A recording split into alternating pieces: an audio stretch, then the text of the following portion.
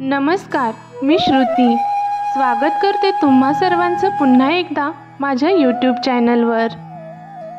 सांगली कृष्णा नदीकाठी असणाऱ्या म्हणजेच गावभाग, पेठभाग, गवळी गल्ली, चांबारवाडा, वखार भाग आणि जांभवाडी अशा 6 गल्ल्यांपासून बनलेली ही सांगली.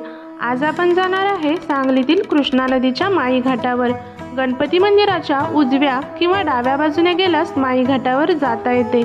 माई घाटावर येत असतानाच रस्त्यावर मातीपासून बनवलेली अनेक प्रकारची भांडी दिसतात.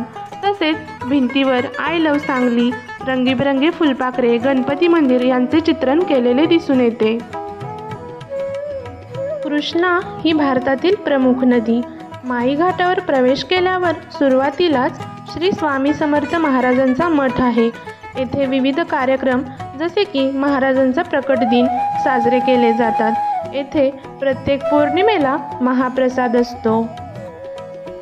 त्याच्या बाजूनेच पुढे गेल्यावर साई मंदिर असून या मंदिरामध्येच हनुमान व महादेव ही मंदिरे आहेत.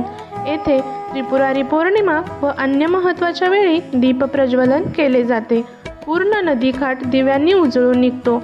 मी आणि माझी फॅमिली प्रत्येक वर्षी त्रिपुरारी पौर्णिमेला या ठिकाणी येत असतो. अगदी नयनरम्य व्ह्यू असतो. त्यावेळी कृष्णेचा थाट काही वेगळाच असतो. प्रत्येक सांगलीकराने हे नक्कीच अनुभवले असेल. पायऱ्या उतरून पुढे गेल्यावर नदीमध्ये प्रवेश करता येतो.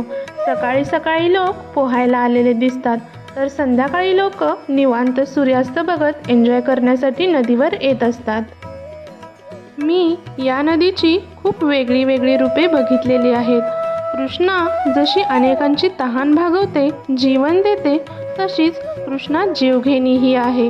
पण मी कृष्णा एवढी ताकदवर, मायाळू, दयाळू, जीवनदायिनी नदी अजूनही बघितलेली नाही. मी अगदी 11वी मध्ये असल्यापासून नदीवर येते. मी इथे खूप एन्जॉय केलेला आहे. इथेच नदीवर झाडाखाली बसून मी अनेक प्रकारची पुस्तके वाचलेली आहेत. त्यातील मनोज बोरगावकर यांचे नदीष्ट हे पुस्तक. माझं आणि नदीचं नातं घट्ट झालं ते यामुळेच. मित्रमैत्रिणींसोबत घालवलेला वेळ तर अगदी अविस्मरणीय आहे.